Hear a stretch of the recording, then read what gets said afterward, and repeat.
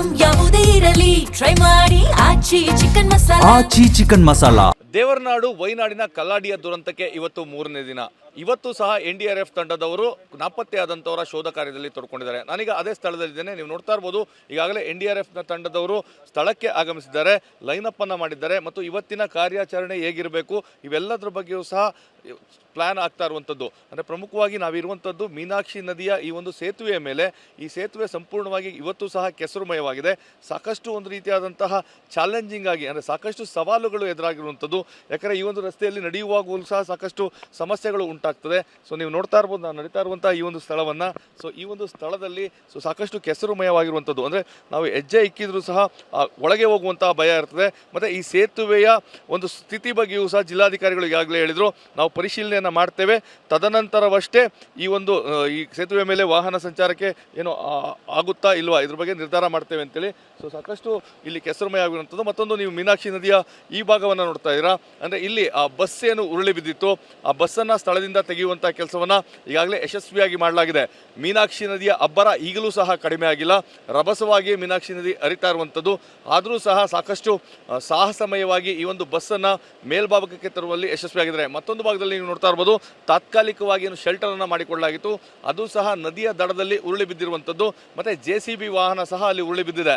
So ಹೀಗಾಗಿ ಈ ಒಂದು ಸ್ಥಳದಲ್ಲಿ ಇವತ್ತು ಸಹ ಕಾರ್ಯಾಚರಣೆ ನಡೆಸುವಂತಹ ಕೆಲಸವನ್ನು ಮಾಡ್ತಾರೆ NDRF ತಂಡದವ್ರನ್ನ. ನೀವು ನೋಡ್ತಾ ಇರ್ಬೋದು, ಈಗಾಗಲೇ ಇನ್ನೇನು ಕೆಲವೇ ನಿಮಿಷಗಳಲ್ಲಿ ಕಾರ್ಯಾಚರಣೆ ಆರಂಭವಾಗಲಿದೆ. ಮತ್ತು ಪ್ರಮುಖವಾಗಿ ಇವರಿಗೆ ಸವಾಲಾಗಿರುವಂಥದ್ದು, ಸೊ ಬಿಡದೆ ಸುರಿತಾ ಇರುವಂತಹ ಮಳೆ.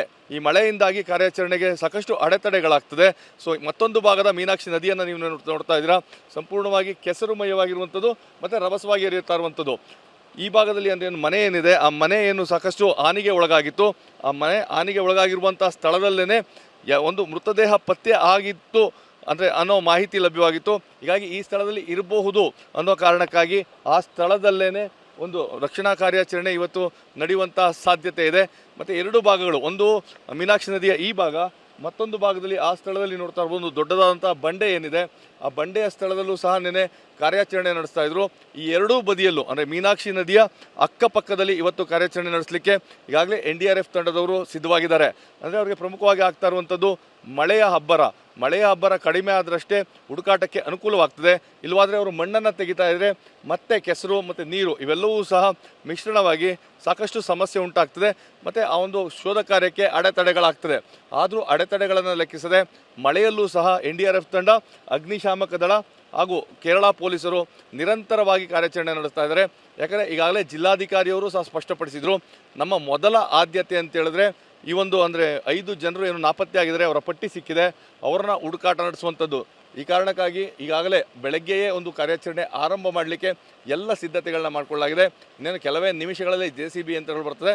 ಮತ್ತು ರಾಶಿ ಮಣ್ಣಿನಲ್ಲಿ ಏನು ಕಳೆದು ಹೋದಂಥವ್ರನ್ನ, ನಾಪತ್ತೆ ಆದಂಥವ್ರನ್ನ ಹುಡುಕುವುದೇ ಈಗ ಅರಸಾಹಸವಾಗುವಂಥದ್ದು. ಯಾಕಂದರೆ ಕೆಳಗಡೆ ಒಂದು ಕೆಲಸವನ್ನು ಮಾಡ್ತಾ ಇದ್ರೆ, ಅಂದರೆ ನಾವು ನಿನ್ನೆ ಒಂದು ದೃಶ್ಯವನ್ನು ತೋರಿಸಿದ್ದು, ಈ ಒಂದು ಸ್ಥಳದಲ್ಲಿ ಏನು ಕಾರ್ಯಾಚರಣೆಯನ್ನು ಮಾಡ್ತಾಯಿದ್ರು ಸಂಪೂರ್ಣವಾಗಿ ಇವತ್ತು ಕೆಸರುಮಯವಾಗಿದೆ. ಆ ಸ್ಥಳಕ್ಕೆ ಹೋಗೋದು ಸಹ ದುಸ್ತರ ಅಂತಹ ಪರಿಸ್ಥಿತಿ ಇರುವಂಥದ್ದು. ಸೊ ಈ ಸ್ಥಳದಲ್ಲಿ ಕಾರ್ಯಾಚರಣೆ ಮಾಡೋದು ಹೇಗೆ ಅನ್ನೋದು ಎಲ್ಲರ ಒಂದು ಪ್ರಶ್ನೆ ಆಗಿದೆ. ಆದರೂ ಸಹ ತಮ್ಮ ಪ್ರಾಣವನ್ನು ಒತ್ತೆ ಇಟ್ಟು NDRF ತಂಡದವರು ಶೋಧ ಕಾರ್ಯಾಚರಣೆಯನ್ನು ಮುಂದುವರಿಸಿದ್ದಾರೆ. ಈಗಾಗಲೇ ಏನು 3ನೇ ದಿನ ಕಾಲಿಟ್ಟಿರೋದ್ರಿಂದಾಗಿ ನಾಪತ್ತೆಯಾದವರು ಬದುಕುಳಿದಿರುವುದು ಕಷ್ಟ. ಆದರೂ ಸಹ ಆಶಾಭಾವನೆಯಿಂದ ಎಲ್ಲೋ ಒಂದು ಕಡೆ ಇರಬಹುದೇನೋ ಅನ್ನೋ ಕಾರಣಕ್ಕಾಗಿ ಹುಡುಕಾಟಕ್ಕಂತೂ ಬ್ರೇಕನ್ನು ಹಾಕಿಲ್ಲ.